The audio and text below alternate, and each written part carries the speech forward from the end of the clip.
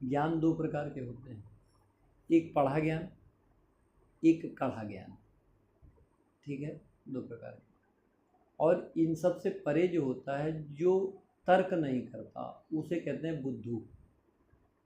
ठीक है, तो बुद्धू का मतलब ये हो गया, तुम्हें कह दिया गया ये लकीर है तो उसी पे चला जा रहा है। ज्ञान का मतलब हो गया पढ़ा हुआ ज्ञान, वेद पढ़ लिया, पुराण पढ़ लिए, रामायण पढ़ ली, गीता पढ़ ली। अब वो केवल उसको पढ़ पढ़ के कई जन्मों से पढ़ता आया है, तो एक अहंकार का कि मुझे तो पूरी गीता का ज्ञान है, क्योंकि गीता की एक लाइन ही काफ़ी है। रामायण की एक लाइन अगर जीवन में अपनाई जाए, एक लाइन, तो पूरी आपका जीवन ही रामायण में हो जाएगा, क्योंकि उसका एक चौपाई का ही फल ये कि उसको आपने ग्रहण किया तो ऑटोमेटिक सारी चौपाइयाँ कर्म में आती चली जाएंगी। तो जब हम केवल पुस्तकों को पढ़ लेते हैं तो हम बन जाते हैं ज्ञानी, और ज्ञानी होता है पढ़ा हुआ, फिर हम हो जाते हैं अहंकारी। तो जब हम बैठेंगे तो ये अभ्यास किए बिना, अगर कोई कथावाचक भी आप देखो, उसमें चार ज्ञानी अगर सुनने वाले बैठे हैं तो वो चार चीज़ें बताएंगे, ये देखो इनको ये पता नहीं है, हमें ये भी पता है, इनको ज्ञान नहीं है, हमें ज्ञान है। लेकिन जब तपस्या में बैठते हैं तब असली ज्ञान समझ में आता है कि घंटे भर कौन बैठ पाता है।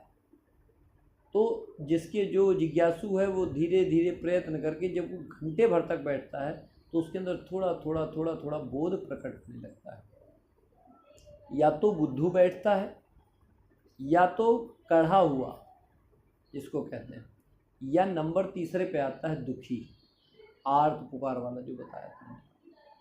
भक्त नहीं बैठता। तो जो किसी को आप भजन करते देख रहे हैं, वो भजन कर रहा है और पूरे 24 घंटे ईश्वर में मगन है, उसको और किसी चीज़ से मतलब नहीं। हमें वो मानस नहीं मिला है ना, हमारी वो अवस्था नहीं है। वो भजन कर रहा है, हमसे तो नहीं हो रहा है। तो अगर हमसे नहीं हो रहा है तो इसका मतलब हमें ABCD से शुरू करना पड़ेगा। ठीक है, बुद्धू भी है, उससे भी कोई भजन कर रहा है, कुछ उसको कुछ नहीं समझ में आ रहा, लेकिन आप जो बता रहे हो वो कर रहा है, वो बैठ गया, या दुखिया बैठ जाता है। तो हम जो मार्ग चल रहे हैं वो A से चल रहे हैं, BCDEF। हमें चूँकि ऐसा मानस नहीं मिला है कि हम अवतार हों, या हमने प्रभु की असीम अनुकंपा हो हमारे ऊपर कि डायरेक्ट भक्ति हमें मिल जाए, क्योंकि भक्ति वो अवस्था है जो वेद से भी ऊपर लेकर जाती है। अगर वाकई में राम नाम की लगन लग जाए, राधा कृष्ण की लगन लग जाए, तो इतनी आवश्यकता नहीं है, लेकिन मार्ग लंबा हो जाएगा संस्कारों के अनुसार। इसमें क्या है, भले ही हमें मुक्ति बहुत जल्दी ना मिले, ठीक है, 2-4 जीवन लग जाए, लेकिन कम से कम आपको बोध करने का रास्ता तो मिल गया कि ये रास्ता चलोगे तो यहाँ पहुँच जाओगे। जब आपको ये पता लग जाएगा कि ये रास्ता यहाँ से हम चलेंगे यहाँ पहुँच जाएंगे, दूसरा काम ये होगा, हमारे मन के राग द्वेष मोह काम क्रोध लोभ मत मत्सर जिसे हम कहते हैं, ये धीरे धीरे धीरे शनय शनय खत्म नहीं होगा, कम हो जाएगा। जब इसकी मात्रा कम होगी तो एक तरफ इसका एक संस्कार बढ़ेगा, तो इसका मतलब ये हुआ कि काम खत्म नहीं होगा, लोभ खत्म नहीं होगा, ठीक है, क्रोध भी खत्म नहीं होगा, न मोह खत्म होगा, लेकिन उसका परावर्तन मतलब वो परिवर्तित हो जाएगा। कामना क्या आएगी, आपके पास अगर लड्डू हैं तो आप सोचेंगे लाइए, अगर आप धर्मज्ञ हैं, लोगों के बारे में सोचते हैं परोपकारी, तो सोचेंगे अकेले नहीं, भले थोड़ा ही सबको बांट के खाया जाए। ठीक है, भक्त यही करते हैं। आपके अंदर कामना अभी तक धन की उठ रही थी, पैसे की उठ रही थी, अब कामना उठेगी कि ये साधना कोई कर ले, ये जैसे मुझे मिला। आप देखिए कामना बदल गई, अभी तक वो कामना परिवार में थी और बेटे में थी, सीमित थी ना, और जैसे आपने सोचा सबको मिले, तो देखिए काम वही है लेकिन वो स्वार्थपूर्ण था, और ये परम स्वार्थ के लिए हो गया। यानी कामना कभी नहीं मरेगी, कामना का रूप बदल जाता है। जो कामना अभी तक हमें नीचे लेके जा रही थी, वही कामना अब हमारे मन में ये प्रेरणा डाले कि लोगों का कल्याण हो। देखिए कामना बदल गई ना, किसी चीज़ को खाने की कि मेरा पेट भर जाए, अब क्या आया, सबका पेट भर जाए। तो कामना का रूप वही है, कामना वही है, लेकिन रूप परिवर्तित हो गया। अब हम अपने बारे में केवल नहीं सोच रहे हैं, अब सबके बारे में सोच। इसी प्रकार हमारा धन है,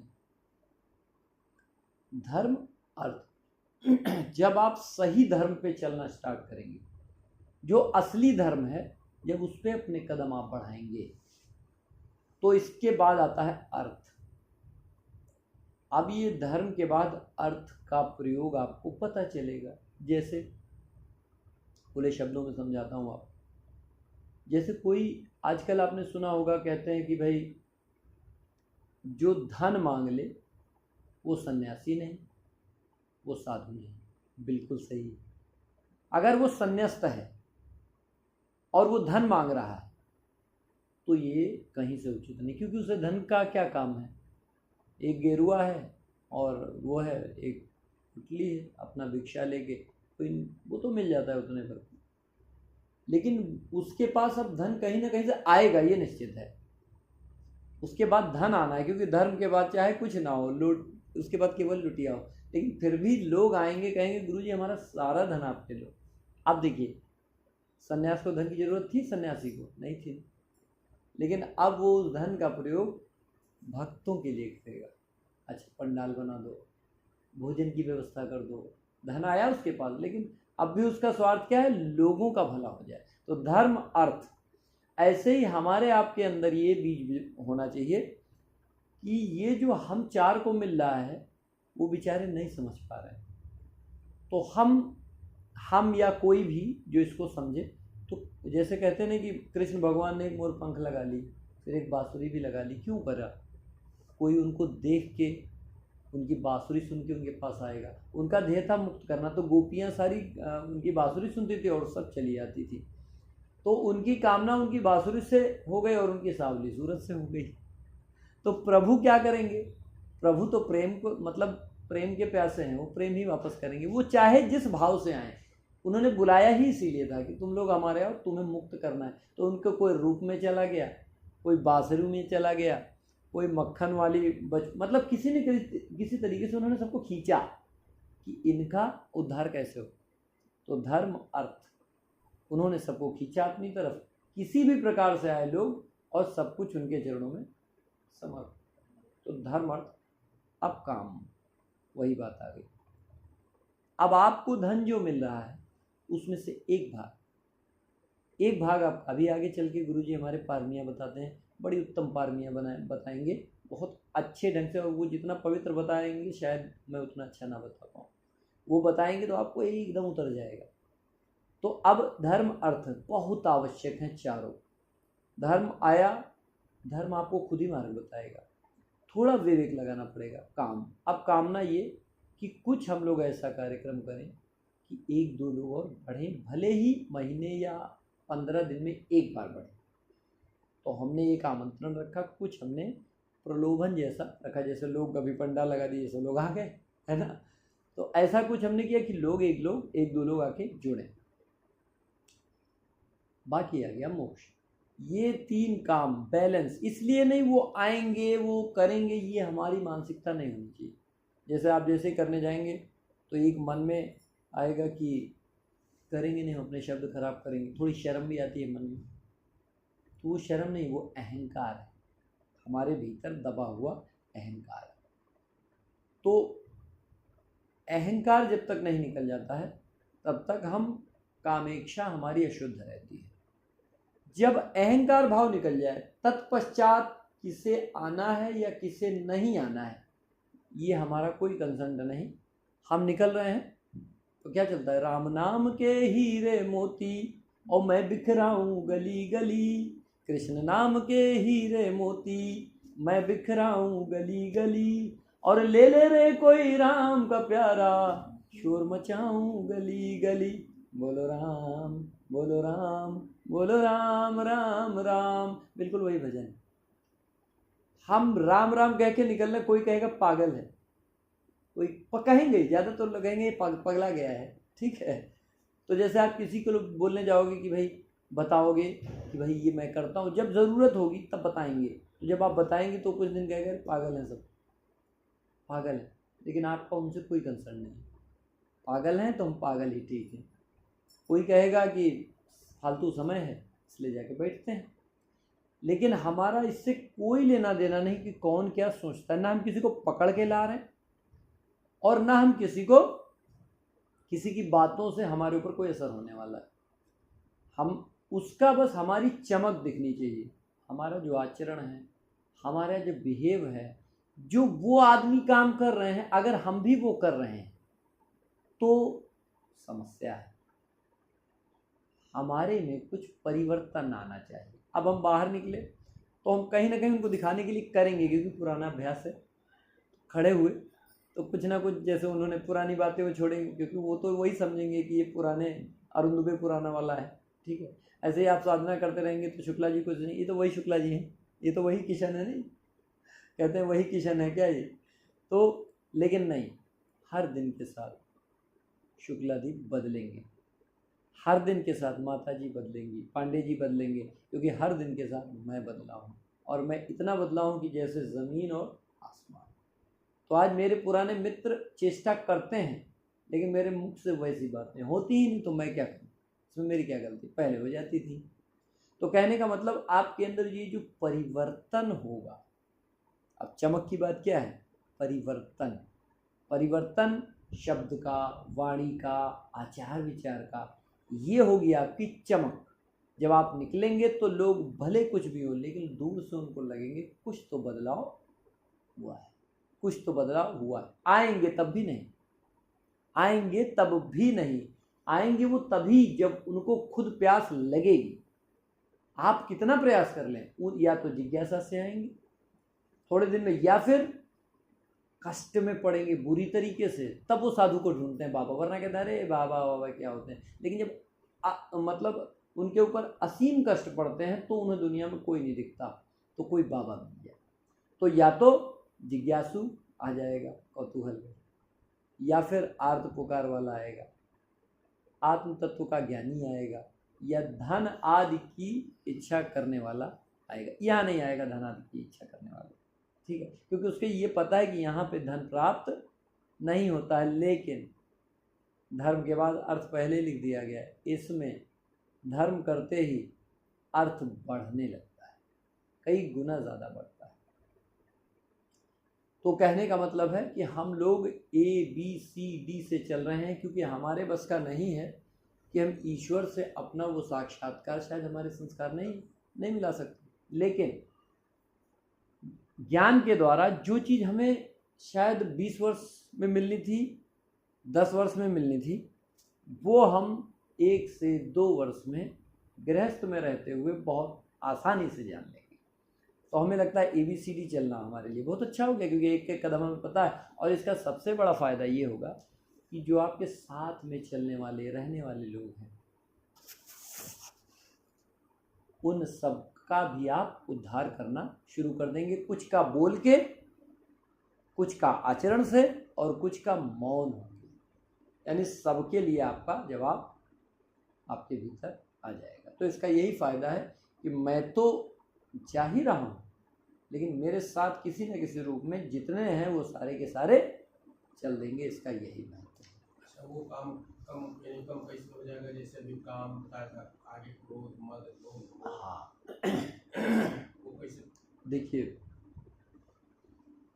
साधना हमने स्टार्ट की, ठीक है, तो जब हमने साधना स्टार्ट की तो अभी मन हमारा टिक नहीं रहा था, तो मन को हम सूक्ष्म करते जा रहे हैं, छोटा करते जा रहे हैं, और छोटा और छोटा और छोटा, और मन ही हमको आपको वेदन तक पहुंचाएगा, ठीक है। और रामायण में कहा गया वेदों से भी जो ऊपर है, यानी कि वेद अभी हम जानते नहीं तो उनके ऊपर वाले को क्या जानेंगे, ठीक। जब आप वेदन पर पहुंचेंगे तो वेदन जब शरीर में होगा वो भी मन ही बताएगा, वो भी मन की ही अवस्था होगी। और वो मन जब वेदन को समदर्शी होकर देखना शुरू कर देगा कि चाहे यहाँ यहाँ की पीड़ा हो, चाहे यहाँ का सुख हो, चाहे विचारों में कोई लालसा चल रही हो भविष्य की बड़ी अच्छी, या फिर कोई भूतकाल की चल रही हो, दोनों ही अवस्था में सम रहेंगे। कोई घटना घट रही, कुल मिला के जो अभी आप भूत में भविष्य में, भूत में भविष्य में अभी तक आप जो भटक रहे थे, वो वेदन में उतर आएगा। जब वेदन में आएगा, जैसे सांस चल रही है, तो हमने जब सांस देखा तो ना भूत रहा और ना भविष्य रहा, दोनों गए। ऐसे ही जब सांस की तरह, जो अभी आप सांस समझ, अच्छा ये सांस है, ये सांस है, आप जरा सोचो, बिल्कुल प्रैक्टिकल बात आपको बताऊं, ये सांस है, अच्छा हाँ ये सांस है, कोई रूप है, कोई रंग है, कोई आकार है, फिर भी सांस है, देख रहे हैं। तो थोड़ी देर देखा, कभी कभी भविष्य में आए, भूतकाल में आए, फिर देखा, एकदम से सांस को देखा और एकदम वितराग अवस्था हुई, भविष्य से भी कटे और भूत से भी कटे, और फिर सांस को एकदम देखा। ऐसे ही सांस के द्वारा धीरे धीरे धीरे धीरे धीरे मन ही सांस को देख रहा है, और ये मन ही सांसों के माध्यम से शरीर की वेदना को देखेगा, वेदना को जानेगा, कि वो बताएगा। तो आपकी ये जो संज्ञा है, आँख नाक कान, ये ही वेदन को आपको अनुभव कराएंगे।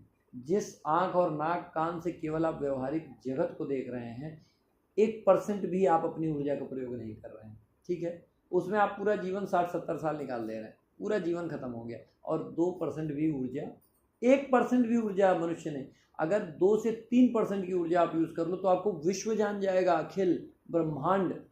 और 50% ऊर्जा तो हम झेल ही नहीं पाएंगे, शरीर ही छोड़ देना पड़ेगा, वो तो बहुत हो गया। 10 से 15 पॉइंट भी पहुंच गए तो विवेकानंद ने 40 से 41 साल में शरीर छोड़ दिया था। हम रुकेंगे ही नहीं, उतना वेग संभाल ही नहीं सकते। वो वेग तभी मिलेगा जब शरीर छोड़ेंगे। जब मन के द्वारा उस अवस्था पे आप पाएंगे जब वेदन को समता से देखना शुरू कर देंगे, ठीक। अब मन फंस नहीं रहा है, और ये शरीर किसके कारण है? मनेव मनुष्यानाम कारण बंधन मोक्ष। ये शरीर जो है ये मन के कारण ही है, और भगवान कह रहे हैं कि कारण भी यही है, बंधन का भी और मुक्ति का भी। अब कारण में इसलिए था क्योंकि राग करता था, द्वेष करता था, ये अच्छे हैं, ये बुरे हैं, ये बढ़िया है, ये अच्छा है, ये घटना अच्छी लगी, ये बुरी लगी, भेद करता था। घटनाओं में भेद खत्म हो गया, ना कुछ अच्छा रहा ना कुछ बुरा हुआ। ये अभ्यास करते करते करते ये जब वेदन की अवस्था में आएगा, जब शरीर में क्रोध जगेगा, लोभ जगेगा, मोह जगेगा, काम जगेगा, तो खत्म नहीं होगा, कामनाएं समाप्त नहीं होती, ना क्रोध ये कभी इंसान के अंदर से खत्म ही नहीं हो सकती। बस इसका परावर्तन हो जाएगा, और वो समता से क्रोध में भी है, क्रोध को देख रहा है, उसकी वाइब्रेशन देख रहा है।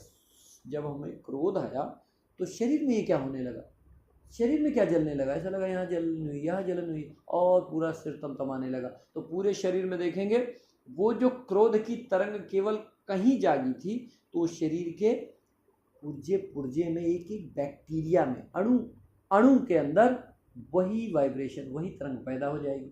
तो आप जानेंगे क्रोध यहाँ से चला और यहाँ से लेके पूरे शरीर में कौंध गया। तो जब पूरे शरीर में कौंध गया तो ये प्रज्ञा बन जाएगी, प्रतिक्रिया नहीं होगी, क्योंकि एक एक अणु ने उसको अपने अंदर क्या किया, अवशोषित कर लिया। ये बाहर नहीं निकलने पाई, अंदर ही समाप्त हो गई, उदासीन अवस्था में। जब मन ऐसी स्थिति में पहुंच जाएगा, जब उसका चुनाव बंद हो जाए, तो कारण शरीर से बाहर हो गया, सीधी सी बात है। जब कारण शरीर से बाहर होगा तो आप फिर निकलेंगे मन के पार, जहां मन नौका के समान है। वो वहां आपको क्या करेगा, छोड़ देगा, और मन कहाँ आ जाएगा, यहीं रह जाएगा, क्योंकि उसको यहाँ लोग यहाँ का संसार देखना है। मन के लिए वहाँ जगह नहीं, परमात्मा के द्वार पे। जब मन चुनाव, जब मन का छूटेगा कि हमको ये चाहिए, तो मन छूट जाएगा। एक अवस्था है कि मन ही छूट जाएगा। जब मन छूट जाएगा तब वो अवस्था प्राप्त होगी जिसे हम कहते हैं प्रज्ञा, शील समाधि प्रज्ञा, जिसको बुद्ध ने कहा है। अष्टांग योग में यम नियम आसन प्राणायाम प्रत्याहार धारणा ध्यान समाधि, और समाधि के बाद फिर हमें विभूतिपाद कैवल्यपाद, वो कैवल्य की अवस्था हो गई जहाँ पे मन नहीं है। वैसे ही यहाँ पे जो हम करते चले जाएंगे, तो जहाँ पे मन का चुनाव खत्म पहले हो, फिर मन चुनाव करने की जो टेंडेंसी है, अभी मन को पता है मैं मेरा चुनाव बंद हो गया, यानी अभी भी मन है। जब मन ये भी भूल जाए कि क्या मतलब मन को मन का ही ध्यान ना रहे, तो मन यही छूट जाएगा और आपके अंदर की जो प्रज्ञा है वो वहाँ पहुँच जाएगी जो वो परम चेतना है। यहाँ पे क्रोध का, लोभ का, मोह का, सबका परिवर्तन, मतलब ये सारी चीज़ें प्रज्ञा में बदल जाएंगी। यही प्रज्ञा, क्रोध बुरा नहीं है, लेकिन अगर ये प्रज्ञा का रूप ले ले, मोह है प्रज्ञा का रूप। अभी प्रज्ञा आप आगे चल के समझेंगे कि प्रज्ञा क्या होती है। प्रज्ञा बोली नहीं जाती, प्रज्ञा आचरण से आपके शरीर के जो जितने अणु हैं इन्हीं में रिएक्शन होगा और वो प्रज्ञा। अभी जब जो क्रोध आता था वो क्रोध बनता था, अब क्रोध जो आया वो प्रज्ञा बन गई। जो काम आया हमारे मन में किसी चीज़ के प्रति, प्रज्ञा बन गई। ठीक है, क्रोध आया, काम आया, मोह आया बेटे के प्रति, माता के प्रति, तो वो प्रज्ञा बनेगी। तो उसके लिए वो करेगी जो उसको परम तार दे, जो उसको परम पद की प्राप्ति करा दे। तो कितना बड़ा हो, कितनी बड़ी अवस्था हो गई। यानी जिस पुत्र को अभी आप घर दे रहे थे, मकान दे रहे थे, उसको आप क्या देने लगे, प्रज्ञा देने लगे। यानी जो व्यक्ति आपके साथ बैठेगा उसी क्षण वो उस परमानंद को अनुभव कर लेगा। भले उसके अंदर विकार है, लेकिन आपके सामने बैठते ही प्रज्ञा बन गई ना। अब आपके शरीर से क्या निकल रही, ना वेदना निकल रही, ना वेद निकल रहे, वेद भी समाप्त, सारी अवस्थाओं को आपने देख लिया। अब आपके शरीर में कुछ नहीं रह गया, केवल क्या रह गया, प्रज्ञा रहेगी। कोई शब्द आप बोल रहे हैं तो वो मेरे अंदर आएगी। भाई गेंद सामने मारो तो वापस आएगी।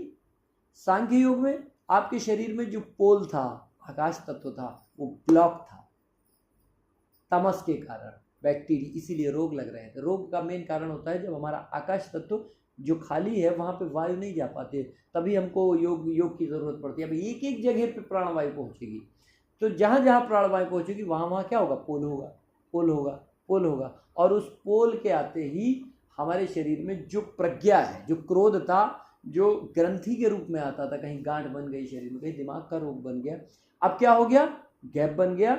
तो ये कहीं ना कहीं जब वहाँ पे आपकी रोम रोम में इन चीज़ों को संवेदनाओं के रूप में आप अनुभव करेंगे तो प्रज्ञा बन जाएगी।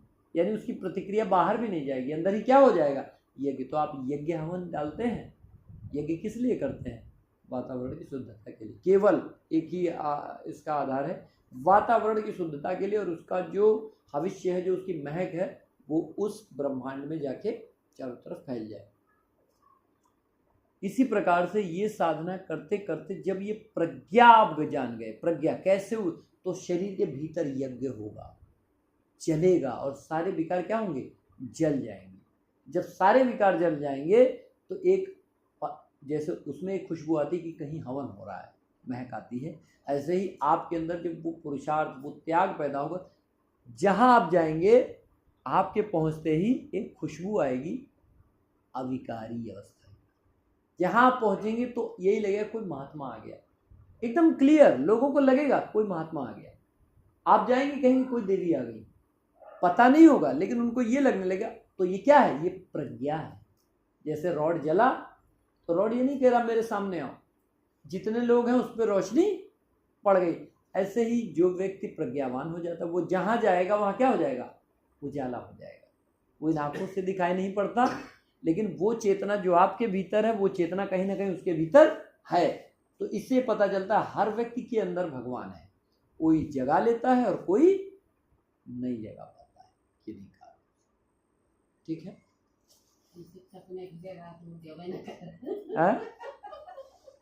क्या कह रहे हैं, स्पष्ट बोली। प्रज्ञा की अवस्था मतलब 50 साल लग जाते हैं आदमी को सामना करते करते। महात्मा बुद्ध को देखिए, स्वामी को देखिए, है जी, ऐसा होता है। कैवल्य जब मिला है, ज्ञान प्राप्त हुआ है, बहुत आसानी से साल नहीं मिला है। हाँ, 15 साल 17 साल लगातार वो साधना किए, बिल्कुल बाहर निकल कर तब जाकर के कैवल्य मिला है। आप देखिए, आप ये बताइए, आप सिंपली समझिए, जो आपने बात बोली ये कोई सामान्य व्यक्ति बोल सकता है? यानी कहीं ना कहीं प्रज्ञा को टच किया है आपने। ठीक है, बाहर मैं क्या बताने का प्रयास कर रहा था, वही आपने जवाब दिया। भले हमें 10 साल लग जाए, 15, लेकिन वो चेतना हमारे, इसीलिए तो हम इसके विषय में आज बात भी कर पा रहे हैं। और पहले बात करने में भी शब्द नहीं निकलते थे, वैसे व्यक्ति नहीं होते थे, वैसी आभा नहीं बनती थी, वैसे लोग नहीं होते थे। आज आपके मुख से अपने उन गुप्त रहस्यों को आप डिस्कस कर पा रहे हैं। बिल्कुल सही। 17 साल उनको इसलिए लगे क्योंकि उन्होंने साधना ढूंढी, खो गई थी। हमें आपको क्या करना है, उन्होंने पूरा घर छोड़ दिया ना, 6-8 साल घर ही छोड़ दिया, एकांत में हो गए, तो उनकी प्रज्ञा वहां जागी। लेकिन हमारे आपके साथ क्या हुआ, हमें तो सीधे विद्या मिल गई, हमें ढूंढना नहीं है, तो जल्दी काहे की है। जैसे एक बात समझिए, अभी आपको दिल्ली जाना हो या बॉम्बे जाना हो और मजे से आप जा रहे हैं, तीर्थ पे जा रहे हैं, आप जा रहे हैं बद्रीनाथ मान लीजिए दर्शन करने, जाना है ही है। अब बद्रीनाथ जाम बाबा की जब तक आप दर्शन कर, अगर आपको सीधे उठा के बाबा के सामने भी बिठा दें और एक पांडे जी टहलते हुए जाएं, तो ज्यादा मजा किसको होगा? नहीं, असल बात बताइएगा, यात्रा में जा रहे हैं आप और आपको सीधे बिठा दिया गया, आनंद यात्रा का कौन पाएगा, है ना? बस यहाँ पे अब आपको बहुत प्रसन्नता होनी चाहिए कि मेरा मार्ग लंबा है, यानी मेरे पास नाव है, मेरे पास धर्म की लाठी होगी, यानी अब मुझे धर्म लेके चलाएगा। जहां जाएंगे, मतलब सोचिए ना, अभी बेटा है, बेटी है, पत्नी है, माँ है, दुनिया है, इसमें भी आप, मतलब आपको चांस मिला है ये कि अभी तुम यात्रा का मजा ले सकते हो, और लेते लेते मेरे तक पहुंचे, लेते लेते उस अवस्था को इसीलिए नहीं मिला।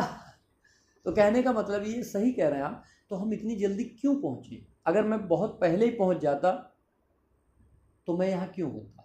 एक बड़ा लंगा है भैया, यही समझिएगा, मैं क्यों पहुंचता आपके पास? भाई बुद्ध को अगर सब एकदम प्राप्त हो जाता तो उन्होंने पहले शरीर छोड़ दिया था ना, उनका काम खत्म हो गया था ना। लेकिन अभी हमारी यात्रा है, तभी तो हम लोग एक साथ बैठे हुए हैं, हमारी यात्रा आपके साथ है।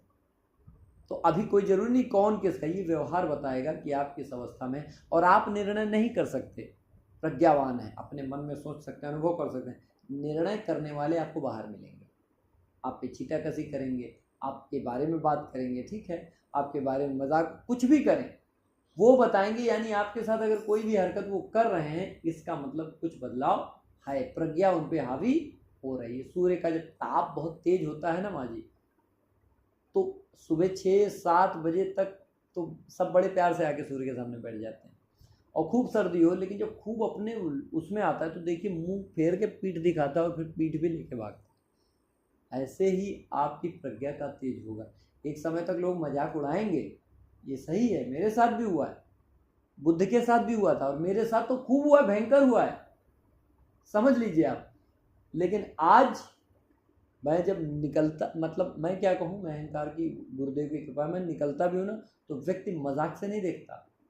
जो मुझे जानते हैं उन्होंने आज के 10 वर्ष पहले भी मेरा मजाक उड़ाया, मेरे साथ हिंसा की, सब कुछ किया, लेकिन आज मैं वही निकलता हूँ, वो बैठे रहते हैं, लेकिन वो देखते भी नहीं, मतलब देखेंगे जानेंगे लेकिन कोई टिप्पणी, उपेक्षा का भाव हो गया उनको। आ तो सकते नहीं, झुक तो सकते नहीं, कह नहीं सकते कि नहीं तुमने प्राप्त कर लिया है, या आपको ये तो नहीं कह सकते ना, क्योंकि उनका अहंकार है। उनको लगता है हम वहाँ से इसके सामने झुके, जबकि हम आज तक कहते रहे, इसको उल्टा ज्ञान देते रहे, ऐसा कर लो तो ये हो जाएगा, वैसा कर लो तो वो हो जाएगा, और वो सब वही करते आ रहे हैं, लेकिन उनके जीवन में कोई परिवर्तन नहीं हुआ उस प्रकार का, और आपके जीवन में परिवर्तन हो गया।